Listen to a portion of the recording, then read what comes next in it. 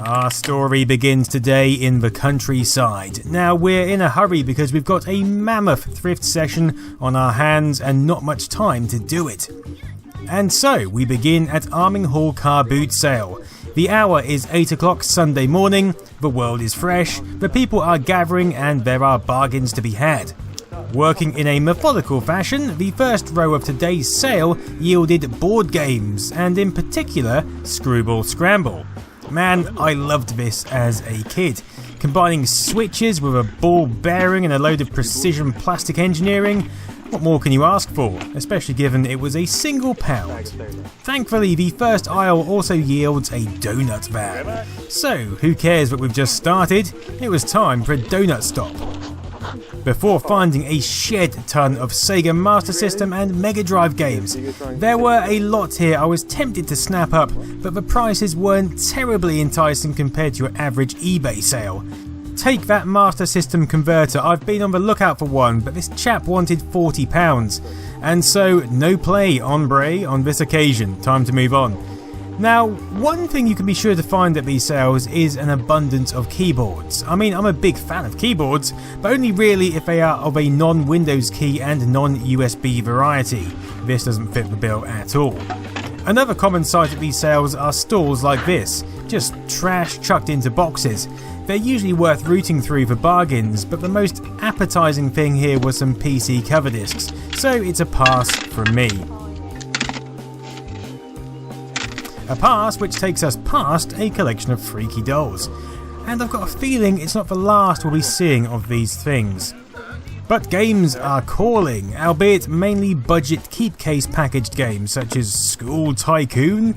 But there was a nice copy of Doom 3 which will come in handy, along with an expansion pack that I neglected to film.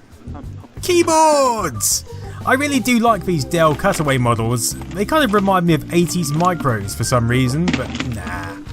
Now this Advent model was particularly shiny, and I have a certain soft spot for Advent, as my first PC was an Advent 4250 486 DX250 MHz from PC World, but I don't need this silver beast. There were also some DVD drives in that box, along with a graphics card and an AMD branded heatsink. And although it would have only cost a few pence, I don't need it. Microsoft Multimedia keyboard. And wires and cables, which somewhere within I spotted a PS2 mouse connection. I need a PS2 mouse, and so for 50p this standard Dell product was a worthy purchase. Ancient tricycles, which remind me of the Saw films. I was tempted to buy one of these and get a doll to go with it and just kind of run it down the road. But what's this? Cream coloured keyboards, but they were also a bit too modern. However, I did grab a monitor cable from the box because for some bizarre reason I seem to be short on them. Plus it cost me 20p, so I guess that's 20 penny sweets I won't be getting. Now this next store was where it was at. Big box games, Amiga big box games. These are a far more common sight than PC big box games over in the UK, a distinct contradiction to somewhere like the United States. But look at that Wing Commander box. One thing I didn't pick up on was those Microvision cartridges. I only noticed them when editing this video. They're right there in front of my face. That is a missed opportunity. But the bloke did say he'd be back next week, so next week I shall go. I ended up getting this Game Boy Pocket Protector because I love 90s Game Boy accessories, especially the huge crazy ones with magnifying glasses and all that jazz. I also snapped up all these Amiga games, including the Lords of Power compilation with Railroad Tycoon and The Perfect General, to name two. And this PYE TV also enticed me over. I love classic tellies, especially black and white ones, and I actually ended up getting that along with all the games, Booty for the Commodore 64 and that Game Boy case for £12. Bargain. Now just behind that stall, this Toshiba boombox was enticing me over, but I have no need for it at this time, even though it is pretty cool. There was also this little Panasonic CD model from the 90s. I love these little stereo units, but again, not needed. Now here's something else Techmoan might appreciate, a few carrier bags full of 8-track tapes, quite a rarity in the UK, they didn't really take off over here. I have no idea if these are worth anything, but both mine and my child's hands were already pretty full at this time, so we couldn't really get anything else. In fact, our hands were so full I didn't even film picking up this Tyco racing set. I used to have a Tyco racing set and they are brimming with nostalgia for me, complete and boxed for £5. Nice!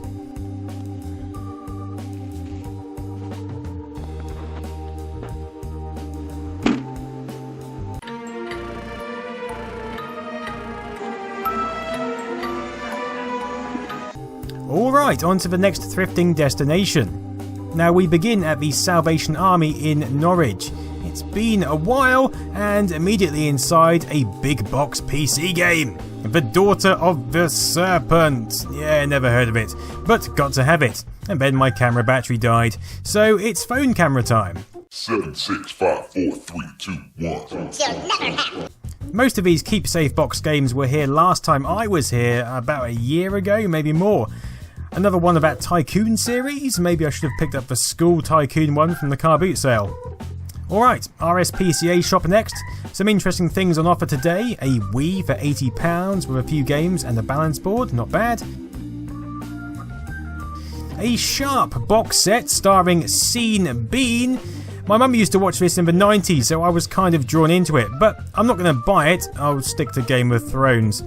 They also had a Star Wars chess set, which isn't for me, especially for £40, but this was for me. It's a Fly Fusion Ultimate High-Speed Homework System. No idea really what this is, some kind of digital pen that helps you do your homework. I'm not entirely sure, but it looks ripe for an episode in the future. Over near the door was this box of old Auto Express magazines. Man, I used to love reading these, and it brings back a ton of memories. Still got those Whoopee comics as well, although stock has diminished somewhat. Now, this is what I'm talking about. Shutter Shades, baby. Oh yeah. PDSA shop. Not much to offer today other than a Confused.com robot, which I am definitely not going to buy. An Usborne book. I love these books, clearly. Where things come from. Look at those illustrations, they are so compelling. And over at the back, a Make It With Heart book. Remember Tony Hart from Heartbeat? Man, I loved that program. If you're not aware, it was a kids' art program where the Morph Plasticine character emerged from. The 80s. Good times.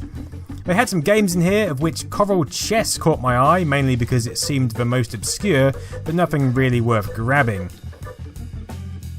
So, some time for window shopping, and a book by Bryan Cranston just staring at me, looking a bit sinister. The shop is Oxfam on Magdalen Street, and behold, we have another art book. This time it's Art Attack with Neil Buchanan. You were okay, Neil, but you're not Tony Hart. And this BMW kit caught my attention also. I used to find these model kits fascinating. Far too much time for me to invest, but look at those tiny parts. It's like you can be a human car factory yourself. It's compelling. More PC books. A couple of For Dummies books, which I seem to be developing a collection of. Both PCs for dummies, but they are also a little bit modern for my liking. Anything Windows XP onwards just feels like yesterday, really. Some interesting games here as well. SimCity 3000, Jimmy White 2. But Neighbours from Hell looked kind of cool. I've never actually heard of it, but it's not a budget release, so it's more appealing to me. And this copy of Pharaoh is a re-release, but I've wanted to play this game for quite a while.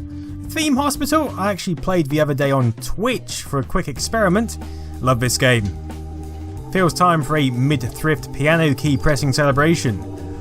Oh yeah. Okay, the next shop is an interesting one. Look at all those Matchbox cars, for instance. They are awesome. Now this is called Aladdin's Cave, and it's kind of a collectibles, curiosity, junk shop. We've been here before a few episodes back, but it's worth a visit just to check out this Funfair car alone. I'd quite like to get one of those in my garden. Probably just fill it with strawberry plants or something.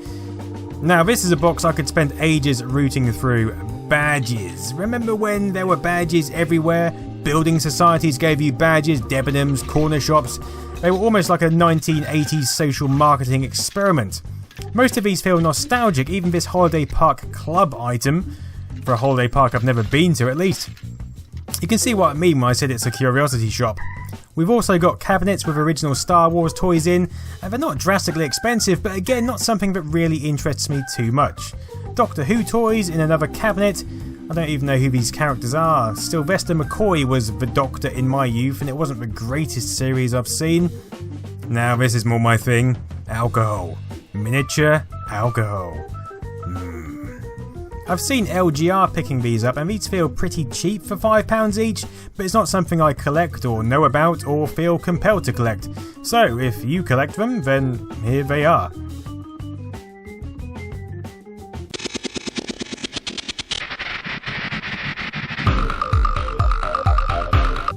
There was a bookshelf full of really old science fiction over here, and amongst them the Star Trek Generations novel, which amused me. And on the way out I noticed this little pack of Top Trump cards. Now I love Top Trump car packs, I've got a load already, I used to combine them to make a mega pack. But 70s and 80s cars are just so damn sexy if you ask me. There was also some tin toys, really old toys like this typewriter. I mean, even the keys are printed on this. I don't know what you can really do with it, but interesting.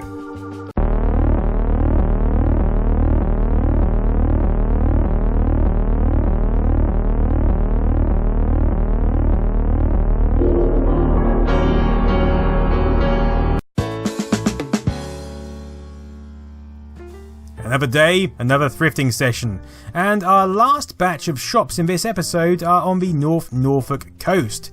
So let's get cracking. First we hit the mean streets of Sheringham and find a shop filled with our favourite bric-a-brac. Among the bric-a-brac I find a Dynamo label printer.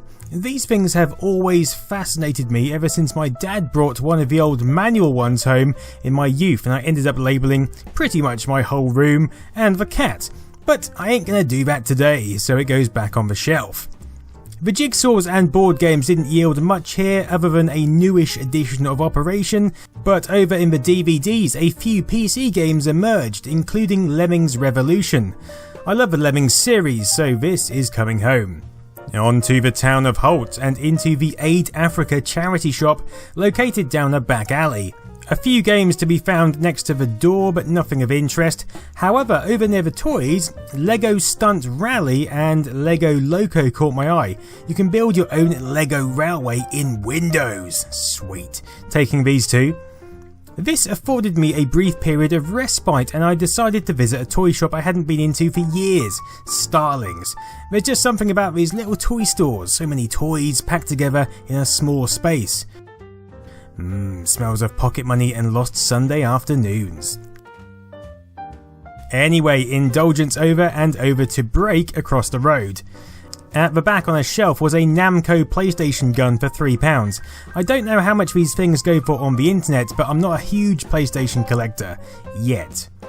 USB coffee cup with 32M memory and 100M HDD space. What? I have no idea what's going on with this thing.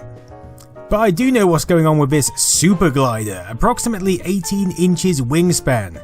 Man, that's a good wingspan. Round the corner was this Amstrad little mini unit, and I remember seeing these in Argos and Index back in the 90s and wanting one quite badly. Single tape deck, CD player, lots of buttons in typical Amstrad fashion, £10 for this, but I don't really need it at the moment. Alright, across the road was a shop named Computer, which sold Crocs? Yeah, I don't know. Best to walk away. To the Young Men's Christian Association, and that's the shop, not the actual place I'm running away to. Anyway, inside this was a lovely little TFT screen for £4.99. If it had been a CRT, then maybe, but just say no to TFT. 4-pack of men's briefs. Compelling. I then went upstairs and minded the step before finding this cosy little room with books and a sofa. Nice. The next room had some games in store. We've got some PC language programs, some DS games, some interesting titles among the PC keepsafe boxes, but nothing as interesting as babies. Yeah man, control virtual babies on your Windows desktop. I love weird software, so this definitely falls into that bracket. Next up, a quaint vintage shop selling wares of the past. It looks like it might be expensive, but still worth investigation. Especially when you find the A-Team jigsaw inside. I ain't getting on no jigsaw puzzle! Yeah.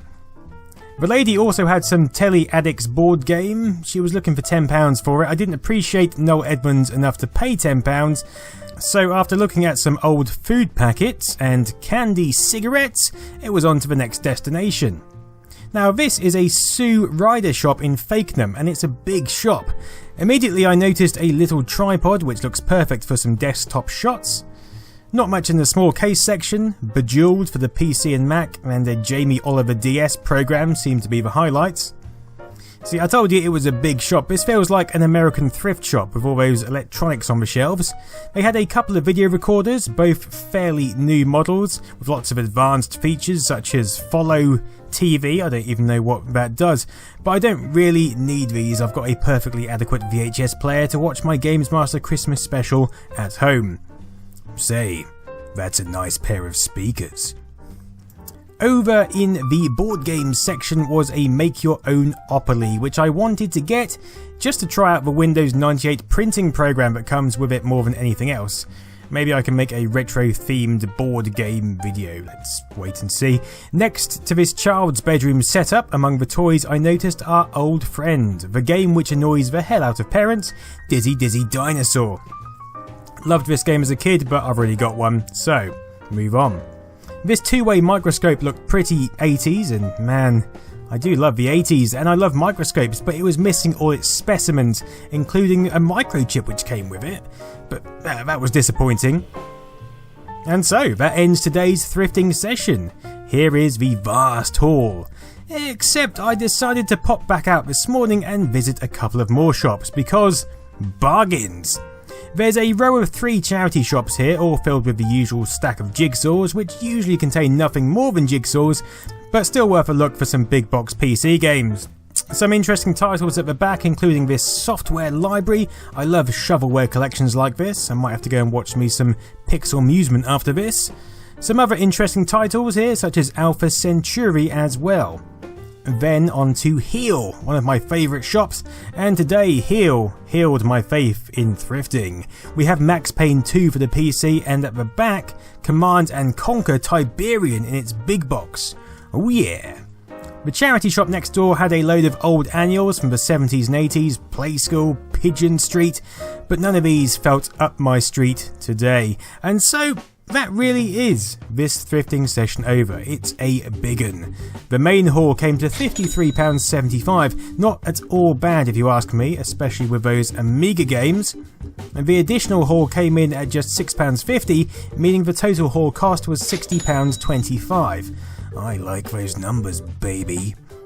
I didn't film it, but I also picked up this Tazo folder, and Tazos were essentially Pogs, which came free with Walker's Crisps, so to have this collection is pretty nice. Anyway, that's it for GBR Thrifts. Make sure to subscribe to catch the next one. Also, if you like, thumb the video up or down, or hit the bell icon to never miss an episode.